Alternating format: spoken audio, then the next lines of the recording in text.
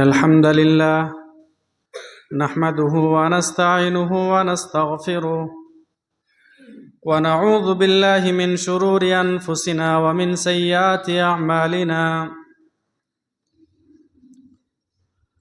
من يهده الله فلا مضل له ومن يضلله فلا هادي له وأشهد أن لا إله إلا الله وحده لا شريك له وأشهد أن محمدًا عبده ورسوله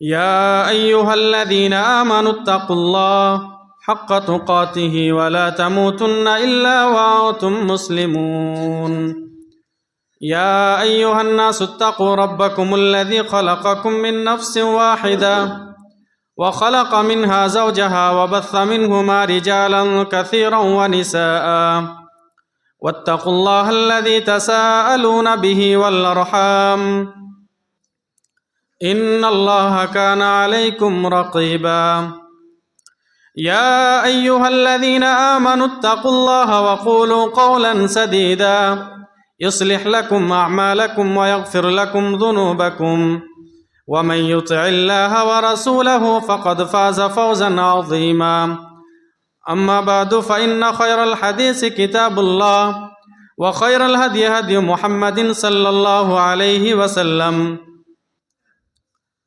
وشر الأمور محدثاتها وكل محدثة بدعة وكل بدعة ضلالة وكل ضلالة في النار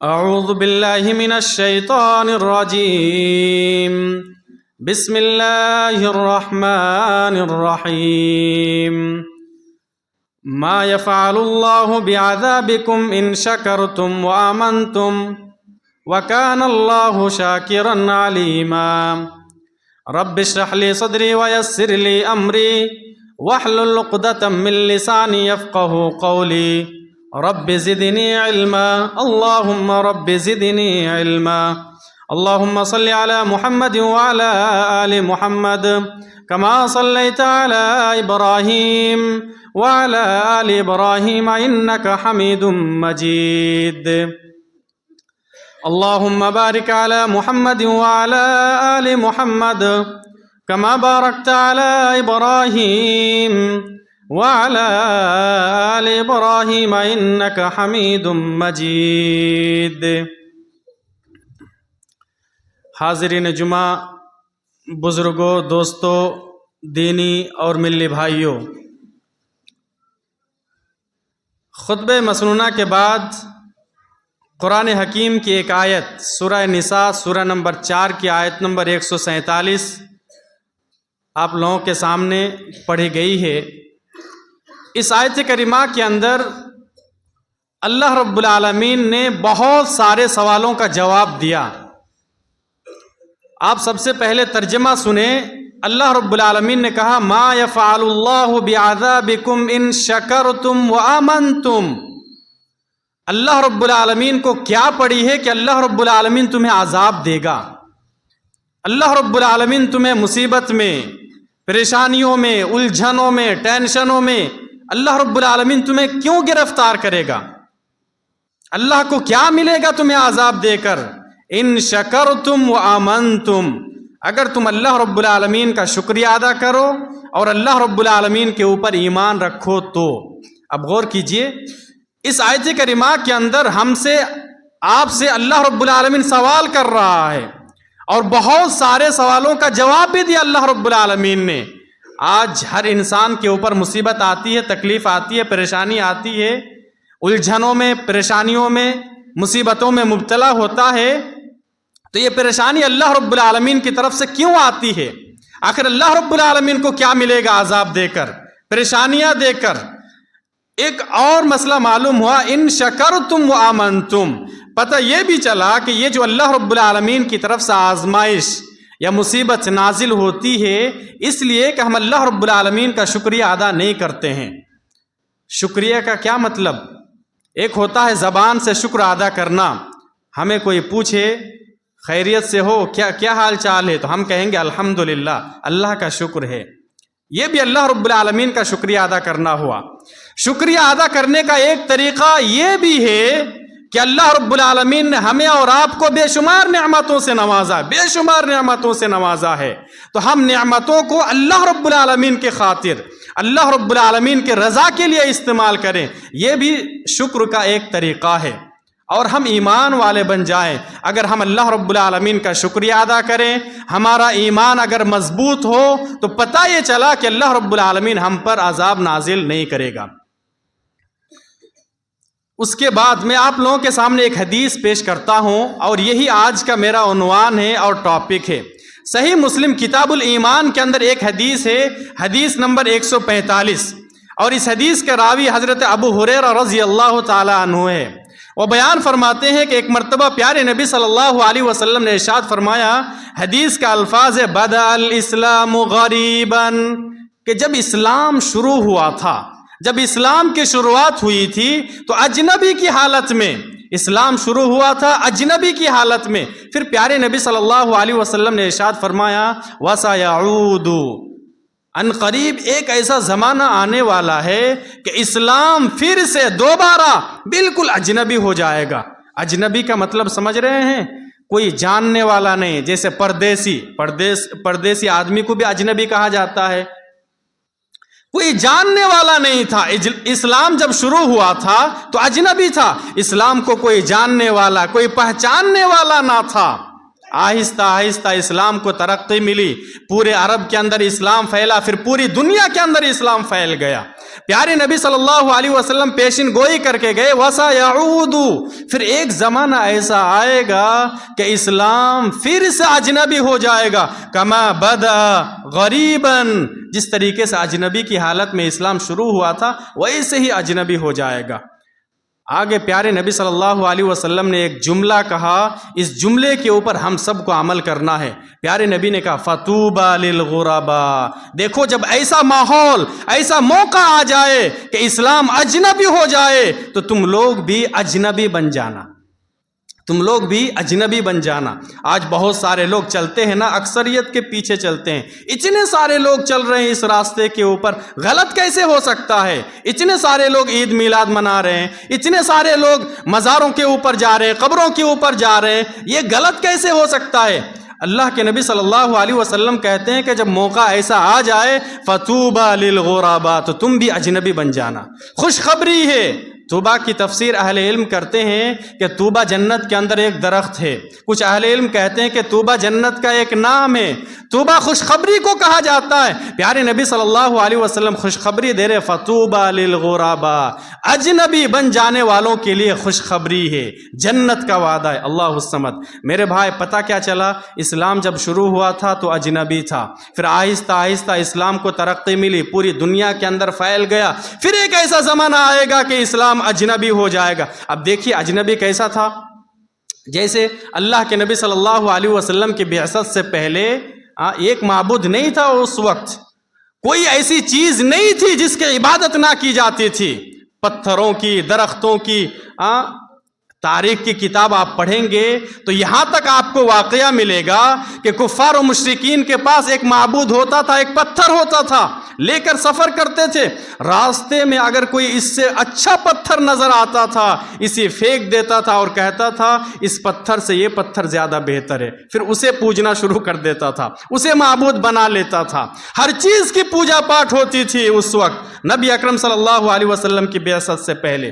پیارے نبی صلی اللہ علیہ وسلم کی بعثت ہوئی، آپ آئے، آپ نے جو سب سے پہلا پیغام دیا دنیا والوں کو وہ حدیث کی کتابوں کے اندر آپ کو ملے گا۔ پیارے نبی نے کہا تھا قولوا لا الہ الا اللہ تفلحوا، لوگو لا الہ الا اللہ کہو کامیاب بن جاؤ گے۔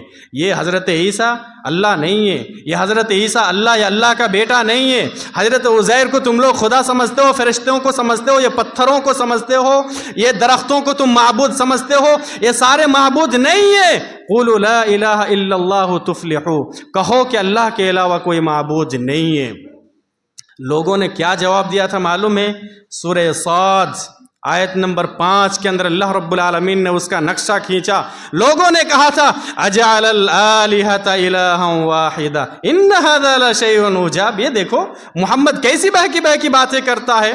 ہمارے اتنے سارے معبود ہیں, اتنے سارے معبود ہیں, یہ بھی خدا, یہ بھی خدا, یہ بھی خدا, اور یہ محمد آ کے کہتے ہیں کہ نہیں یہ بھی خدا نہیں ہے, یہ بھی نہیں ہے, یہ بھی نہیں ہے, بس ایک اللہ کو مانو, ایک ہی خدا. اجعل الآلہۃ الہا واحدا. اتنے سارے معبودوں کو یہ غلط کہتے ہیں اور کہتے ہیں کہ ایک ہی خدا برحق ہے, ایک ہی اللہ ہے. ان ھذا لشیء عجاب. یہ کتنی عجیب بات ہے نا, کتنی عجیب بات ہے. دیکھا پیارے نبی صلی اللہ علیہ وسلم اسلام کی دعوت دے رہے ہیں, اللہ رب العالمین کی طرف لوگوں کو بلا رہے ہیں. اسلام اتنا اجنبی تھا کہ لوگوں کو عجیب لگا, تعجب لگا. اسلام اس طریقے سے اجنبی تھا, پھر اجنبی ہو جائے گا آہستہ آہستہ, اور آج اجنبی ہو رہا ہے. کس طریقے سے ہو رہا ہے ابھی ہم بتائیں گے انشاءاللہ. اور ایک آیت پیش کرتا ہوں, قرآن حکیم آپ پڑھیں گے تو کئی ایک سورہ کے اندر یہ آیت آپ کو ملے گی. پیارے نبی صلی اللہ علیہ وسلم نے بعث بعد الموت کے اوپر تقریر کی, لوگوں کو بتایا کہ دیکھو یہ جو زندگی ہے نا ہماری آپ کی زندگی, یہ اصل زندگی نہیں ہے. یہ زندگی ختم ہو جائے گی, سب کو موت آ جائے گی, اس کے بعد پھر اللہ رب العالمین زندہ کرے گا, ایک اور زندگی ہوگی.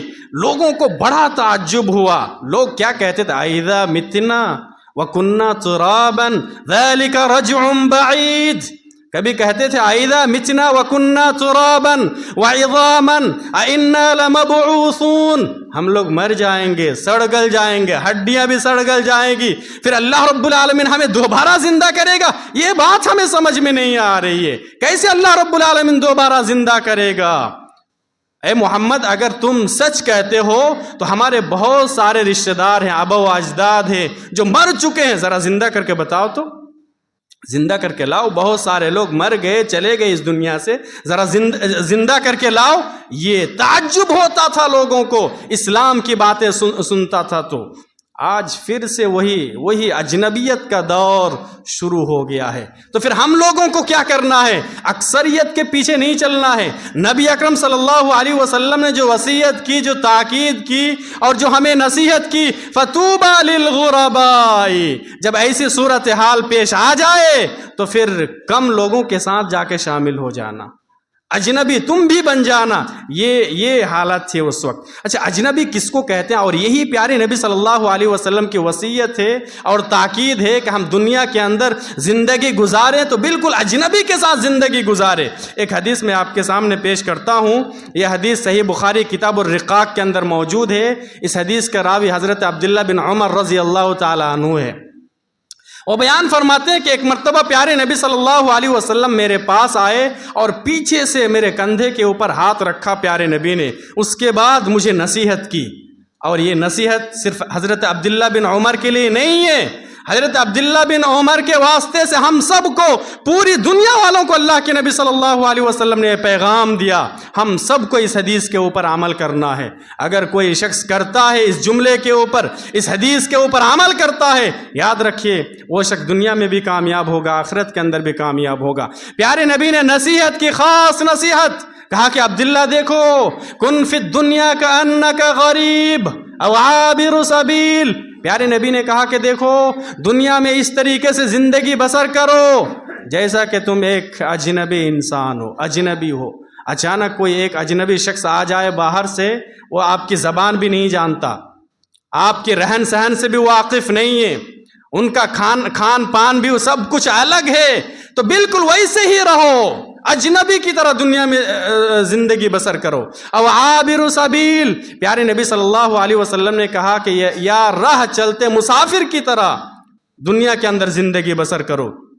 یہ جملہ کہا پیارے نبی صلی اللہ علیہ وسلم نے حضرت عبداللہ بن عمر سے, اتنا اثر ہوا. اس کے بعد حدیث کے الفاظ ہے کہ جب بھی حضرت ابن عمر کسی سے بھی ملاقات کرتے تو ایک جملہ کہتے, اذا امسیت فلا تنتظر الصباح, کہ دیکھو جب شام ہو جائے تو صبح کا انتظار مت کرنا, جب صبح ہو جائے تو پھر شام کا انتظار مت کرنا.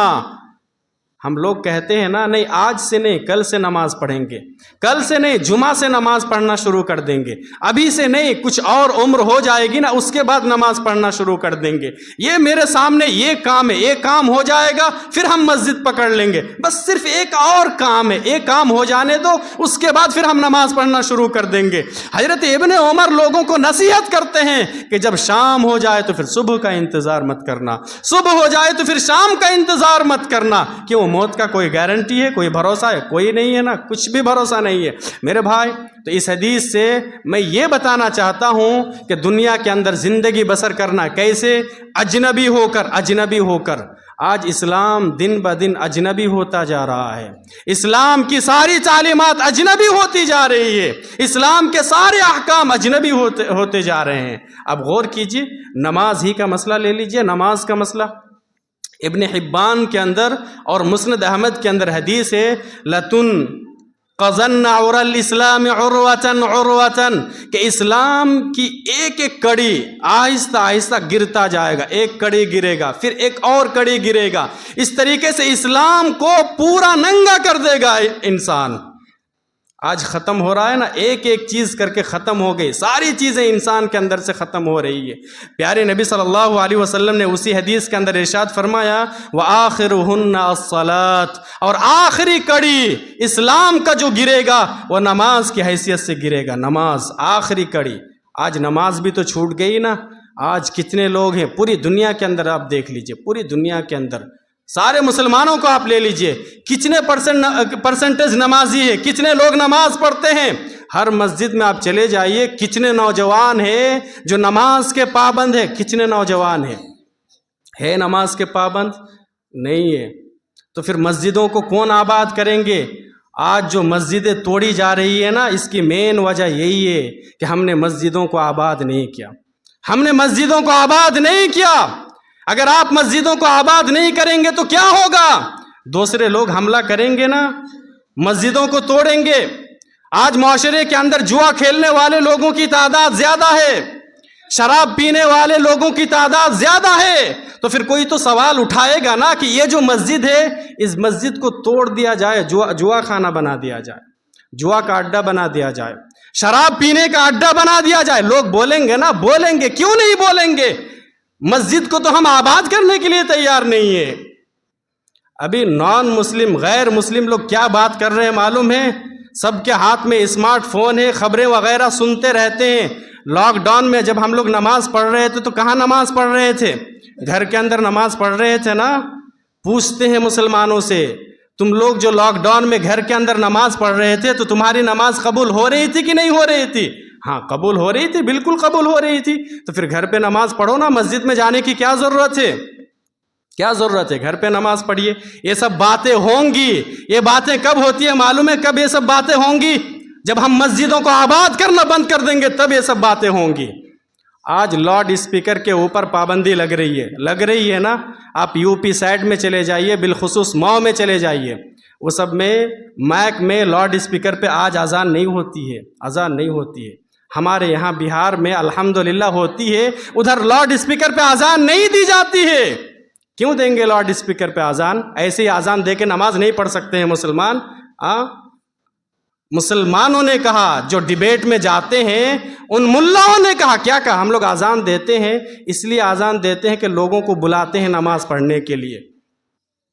پھر وہ جو سامنے بیٹھا ہوا ہے نا ڈیبیٹ کرنے والا، وہ کیا کہتا ہے؟ ٹھیک ہے اب بلاتے ہیں، اذان دیتے ہیں لوگوں کو بلانے کے لیے۔ اذان سن کر کتنے لوگ آتے ہیں مسجد میں نماز پڑھنے کے لیے؟ کتنے لوگ آتے ہیں؟ گھما پھرا کر وہی 10 12 20 25 اتنے ہی لوگ آتے ہیں نا مسجد میں۔ جو جوا کھیلنے والے ہیں وہ تو جوا کھیلتے رہتے ہیں، جو شراب پینے والے ہیں وہ تو پیتے رہتے ہیں، جو چائے کی دکان پہ بیٹھ کر باتیں کرنے والے ہیں وہ تو کرتے رہتے ہیں، وہاں کچھ لوگ بیٹھے رہتے ہیں وہ بھی بیٹھے ہی رہیں گے، فجر میں جن کو سونا رہتا ہے وہ سوئے ہی رہیں گے۔ اب کتنا ہی اذان دے دیجئے، وہ آنے والے نہیں ہیں، تو پھر کیا ضرورت ہے لاؤڈ اسپیکر پہ اذان دینے کی؟ آپ ایسے ہی منہ میں اذان دیجئے، نماز پڑھ لیجئے، کسی کو ڈسٹرب مت کیجئے، آپ پریشان مت کیجئے۔ بات صحیح ہے کہ غلط ہے؟ یہ جو لاجک استعمال کیا گیا صحیح ہے کہ غلط ہے؟ صحیح ہے۔ ہم مسجدوں کو آباد نہیں کریں گے، اذان سننے کے باوجود بھی ہم مسجد میں نہیں آئیں گے تو پھر یہ سارے سوالات کھڑے ہوں گے۔ یہ باتیں ہوں گی. یہ جو ایک مسجد گئی ہے نا بابری مسجد، ابھی کیا لگتا ہے یہ لوگ خاموش ہو گئے؟ نہیں، خاموش نہیں ہوں گے. 22 جنوری کے دن آپ لوگوں نے دیکھا، خبریں سنی، 22 جنوری کے دن وہ لوگ باقاعدہ نعرہ لگا رہے تھے کہ ایودھیا تو کیول جھانکی ہے، کاشی اور متھرا باقی ہے. اس طریقے سے نعرہ لگا رہے تھے. اس کے جو سادھو لوگ ہیں، پنڈت لوگ ہیں، ان سے سوال کیا گیا تو کیا اس کا مطلب یہ ہے کہ ہندوستان میں مسجد اور مندر کا مسئلہ ختم ہو گیا؟ کہا کہ نہیں، کیسے ختم ہو جائے گا؟ ابھی ہم کاشی جائیں گے، متھرا جائیں گے. اور آپ کو پتہ ہے، اب غور کیجئے، دیکھیے، سرچ کیجئے، تقریباً 700 مسجدوں کے بارے میں، 700 مسجدوں کے بارے میں ابھی بات ہو رہی ہے. 700 مسجدوں کے تعلق سے یہ لوگ بات کر رہے ہیں کہ ان مسجدوں کو بھی توڑا جانا چاہیے، توڑ دینا چاہیے. کیا ہوگا؟ توڑیں گے ہی. ہم مسجدوں کو آباد کرنے کے لیے تیار نہیں ہیں تو پھر کیا ہوگا؟ تو یہ جو ہے نا، اسلام دن بدن اجنبی ہوتا جا رہا ہے. مسجدوں کو کون آباد کریں گے؟ آج نا ہم لوگوں کے اندر ایمان نہیں ہے، ایمان مضبوط نہیں ہے. سورۃ التوبہ کی وہ آیت پڑھیے، اللہ رب العالمین نے بتایا، انما یعمر مساجد اللہ من آمن باللہ والیوم الآخر واقام الصلاۃ وآت الزکاۃ. مسجدوں کو آباد کرنے والے، مسجدیں تعمیر کرنے والے، مسجدیں بنانے والے وہ لوگ ہیں جو اللہ رب العالمین کے اوپر ایمان رکھتا ہے، یوم آخرت کے اوپر ایمان رکھتا ہے، نماز قائم کرتے ہیں، زکوٰۃ دیتے ہیں. آج ہمارا رشتہ ایمان کے ساتھ بالکل کمزور ہو چکا ہے. اللہ رب العالمین کے ساتھ ہمارا رشتہ آج مضبوط نہیں ہے، اس لیے یہ سب کچھ ہو رہا ہے. میرے بھائی، اسلام اجنبی ہو رہا ہے دن بدن. کس طریقے سے میں آپ کو بتاؤں. آج آپ کسی سے کہو کہ میں مسلم ہوں، میں مسلمان ہوں، اور دوسرا سوال کیا کریں گے پتہ ہے؟ ٹھیک ہے آپ مسلمان ہو، لیکن کس فرقے سے تعلق رکھتے ہو؟ بریلوی ہو، دیوبندی ہو، جماعت اسلامی سے تعلق رکھتے ہو؟ کیا ہو؟ فرقہ بتاؤ. اللہ الصمد. یہ فرقہ بندی کرنے سے پیارے نبی صلی اللہ علیہ وسلم نے منع کیا تھا. اللہ رب العالمین نے قرآن حکیم کے اندر منع کیا تھا. ایک نہیں، سینکڑوں آیتیں ہیں. وَاعْتَصِمُوا بِحَبْلِ اللَّهِ جَمِيعًا وَلَا تَفَرَّقُوا. اللہ رب العالمین نے کہا وَاعْتَصِمُوا، پکڑو تم سب مل کر اللہ رب العالمین کی رسی کو مضبوطی کے ساتھ پکڑ لو. وَلَا تَفَرَّقُوا، اور فرقوں میں مت بٹ جاؤ. لیکن آج سوال ہوتا ہے نا، کسی سے کہو میں مسلمان ہوں، دوسرا سوال یہی کریں گے، ٹھیک ہے مسلمان تو ہو لیکن کس فرقے سے ہو؟ ترمذی شریف کتاب الفتن اور کتاب الایمان کے اندر ایک حدیث ہے، پیارے نبی صلی اللہ علیہ وسلم نے ارشاد فرمایا، لمبی حدیث ہے، لَيَأْتِيَنَّ عَلَى أُمَّتِ مَا أَتَى عَلَى بَنِي إِسْرَائِيلَ حَذْوَ النَّعْلِ بِالنَّعْلِ حَتَّى إِنْ كَانَ مِنْهُمْ من اتا امہ علانیۃ لکان فی امت من یصنع ذلک. پیارے نبی صلی اللہ علیہ وسلم نے ارشاد فرمایا کہ میری امت کے لوگ وہی کچھ کریں گے جو اس سے پہلے بنی اسرائیل یہ لوگ کر چکے ہیں. بنی اسرائیل کا اگر کوئی بدبخت انسان اپنی ماں کے ساتھ کھلم کھلا زنا کیا ہوگا تو میری امت میں بھی ایسا شخص پیدا ہوگا جو اپنی ماں کے ساتھ کھلم کھلا زنا کرے گا. یہ حدیث کا ترجمہ میں آپ کو سنا رہا ہوں. اس کے بعد پیارے نبی صلی اللہ علیہ وسلم نے ارشاد فرمایا، وَإِنَّ بَنِي إِسْرَائِيلَ تَفَرَّقَتْ عَلَى 72 مِلَّةً، کہ بنی اسرائیل 72 فرقوں میں بٹ چکے تھے. وَتَفْتَرِقُ أُمَّتِي عَلَى 73 مِلَّةً، اور میری امت 73 فرقوں میں بٹ جائے گی. کلہم فی النار، سارے کے سارے فرقے جہنم میں جائیں گے، الا ملۃ واحدہ، سوائے ایک فرقے کے. پیارے نبی صلی اللہ علیہ وسلم سے سوال ہوا، صحابہ اکرام نے سوال کیا کہ وہ کون سا فرقہ ہوگا، وہ کون سی جماعت ہوگی؟ پیارے نبی نے کہا ما انا علیہ واصحابی، جو میرے طریقے پر ہوگا اور میرے صحابہ کے طریقے پر ہوگا. اب جتنے بھی لوگ ہیں نا، سارے لوگ سوچے کہ ہم جو کچھ عمل کرتے ہیں، جو کچھ عبادت کرتے ہیں، ہماری روزمرہ کی زندگی میں جو کچھ بھی ہم کام کرتے ہیں، ہم سنت کے مطابق، قرآن اور حدیث کے مطابق کرتے ہیں کہ نہیں کرتے ہیں؟ ہم نماز پڑھتے ہیں، سنت کے مطابق پڑھتے ہیں کہ نہیں پڑھتے ہیں؟ ہم حج کرتے ہیں، سنت کے مطابق ہمارا حج ہوتا ہے کہ نہیں ہوتا ہے؟ ہر ایک شخص غور کرے. پیارے نبی نے مسلک کا جماعت کا نام نہیں بتایا کہ یہ نام ہوگا، بس اتنا کہا ما انا علیہ واصحابی، جو میرے طریقے پر ہوگا اور میرے صحابہ کے طریقے پر ہوگا۔ تو آپ دیکھیے جو اصل نظریہ ہے، جو اصل عقیدہ ہے، وہ بالکل اجنبی بن چکا ہے، آج وہ نہیں ہے۔ اور میں آپ کو آگے لے کے چلتا ہوں، آپ کسی کے سامنے آپ بولیے کہ یہ جو قبر والا جو ہے نا، قبر والا وہ مردہ ہے، وہ لاش ہے، وہ آپ کی دعا کو سن نہیں سکتا ہے، وہ آپ اس سے مانگیں گے وہ جواب نہیں دے سکتا ہے، آپ اس طریقے سے باتیں کیجئے تو وہ کیا بولیں گے؟ علم غیب صرف اللہ رب العالمین کے لیے خاص ہے، اللہ کے علاوہ کوئی علم غیب کا مالک نہیں ہے، خود پیارے نبی صلی اللہ علیہ وسلم کو بھی علم غیب نہیں ہے۔ یہ لوگ کیا بولیں گے؟ بولیں گے یہ گستاخ اولیاء ہے، اولیاء اکرام کی گستاخی کر رہا ہے، یہ پیارے نبی صلی اللہ علیہ وسلم کی گستاخی کر رہے ہیں۔ حالانکہ قرآن حکیم آپ پڑھیے، شرک کے بارے میں سب سے زیادہ آیتیں موجود ہیں، قرآن کے بارے میں سب سے زیادہ۔ سورہ حج آپ پڑھیے، آیت نمبر 73 ہے، مثال دے کے سمجھایا اللہ رب العالمین نے، کہا لن يخلقوا ذبابا ولو اجتمعوا له وان يسلبهم الذباب شيئا لا يستنقذوه منه۔ اللہ رب العالمین نے کہا ایک مکھی بھی پیدا نہیں کر سکتا ہے، اگر کوئی چیز مکھی چھین لے تو اسے واپس بھی نہیں لے سکتا ہے۔ آگے اللہ رب العالمین نے ایک اور جملہ کہا، ضعف الطالب والمطلوب، یہ مانگنے والا بھی کمزور ہے، جس سے مانگا جا رہا ہے وہ بھی کمزور ہے، پکارنے والا بھی کمزور، جس سے پکارا جا رہا ہے وہ بھی کمزور۔ مجھے ایک اور جملہ یاد آ گیا، نہیں بولنا چاہیے لیکن بول دیتا ہوں اختصار کے ساتھ۔ 22 جنوری کے روز وہ لوگ یہ بھی نعرہ لگا رہے تھے، پورے غیر مسلم، پورے نان مسلم، کہ ہم لوگ خوش قسمت تھے، ہمیں گرو ہے کہ آج ہم لوگ ہمارے بھگوان رام کو لا رہے ہیں، ہمارے بھگوان رام کو لا رہے ہیں۔ دیکھ رہے ہیں یہ چھوٹا موٹا جملہ نہیں ہے، اب کون انہیں سمجھانے کے لیے جائے؟ مطلب بول بھی رہا ہے اپنی زبان سے کہ رام کون ہے؟ ہمارے معبود ہے، ہم بھگوان مانتے ہیں رام کو، پھر رام کو لانے والے کون ہیں؟ یہ انسان۔ آپ بھگوان کو لاؤ گے؟ جب آپ بھگوان مانتے ہو تو پھر آپ بھگوان کو لا رہے ہیں، مطلب بھگوان کی رکشا آپ کر رہے ہیں۔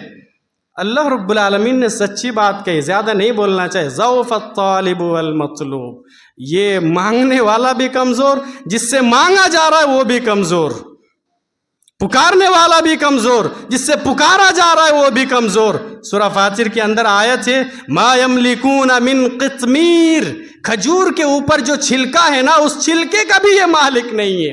آپ پکار رہے ہیں، پکارتے رہیے، قیامت آ جائے گی، لیکن یہ لوگ کبھی جواب نہیں دے سکتے ہیں۔ میرے بھائی، تو آج ہر ایک مسئلہ اسلام کا جو صحیح نظریہ ہے، صحیح عقیدہ ہے، صحیح تعلیمات ہے، صحیح احکام و مسائل ہیں، سب کچھ دن بدن اجنبی ہوتا جا رہا ہے۔ اب دیکھ لیجئے، کسی سے آپ کہیے کہ قرآن کو ترجمے کے ساتھ پڑھنا چاہیے، صرف یہ کافی نہیں ہے کہ آپ قرآن پڑھنا جانتے ہیں، ناظرہ پڑھتے جائیے، یہ کافی نہیں ہے، قرآن کو سمجھ کر پڑھنا چاہیے۔ میں سب سے پہلے بتا دوں، بریلوی لوگ آج بھی کہتے ہیں، ان کا عالم علماء لوگ آج بھی کہتے ہیں عوام سے، دیکھو تمہیں قرآن پڑھنے کی ضرورت نہیں ہے، تم قرآن کو نہیں سمجھ سکتے ہو، قرآن سمجھنا سب کی بس کی بات نہیں ہے، بس عالم علماء کہتے ہیں نا، بس اس کے پیچھے چلتے رہو، لکیر کا فقیر بنے رہو، بس ایسا کرتے رہو۔